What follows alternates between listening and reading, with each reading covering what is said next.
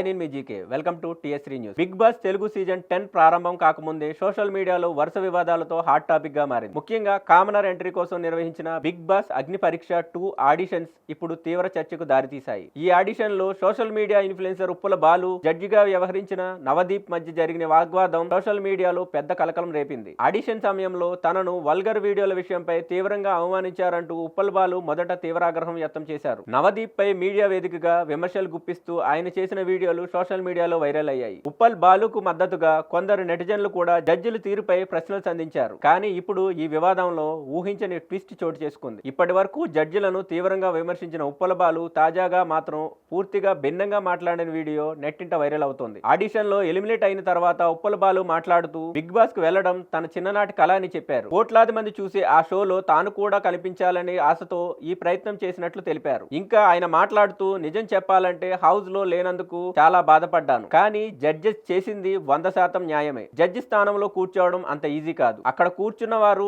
Talent ఉన్నవారే అంటూ అనూహ్యంగా స్టేట్మెంట్ మార్చారు. ఇదే ఇప్పుడు సోషల్ మీడియాలో కొత్త చర్చకు కారణమైంది. ఒకవైపు నవదీప్ పై తీవ్ర ఆరోపణలు చేయడం, మరోవైపు జడ్జిలను సమర్థించడం చూసి నెటిజన్లు రకరకాలుగా స్పందిస్తున్నారు. అసలు ఉప్పల్ బాలు స్ట్రాటజీ ఏంటి? మొదట విమర్శలు, ఇప్పుడు జడ్జిలకు మద్దత అంటూ కామెంట్లు చేస్తున్నారు. ఇదిలా ఉండగా తనను బిగ్ బాస్ హౌస్ లోకి తీసుకోవాలని కోరుతూ ఆగస్టు 20న నాగార్జునకు స్టార్ మా యాజమాన్యానికి ఉప్పల్ బాలు బహిరంగంగా విజ్ఞప్తి చేయడం ఇప్పుడు చర్చనీయాంశంగా మారింది. అయితే ఉప్పల్ బాలు మాటల్లో వచ్చిన ఈ సడన్ చేంజ్ వెనుక అసలు కారణం ఏమిటి? నిజంగానే జడ్జిల నిర్ణయాన్ని అంగీకరించారా, లేక బిగ్ బాస్ హౌస్ లోకి ఎంట్రీ కోసం ఇదంతా కొత్త స్ట్రాటజీనా? మరి ఉప్పల్ బాలుకు బిగ్ బాస్ లోకి అవకాశం దక్కుతుందా? నవదీప్ తో జరిగిన వివాదానికి ఇక్కడితో ముగింపు పడుతుందా? చూడాలి మరి.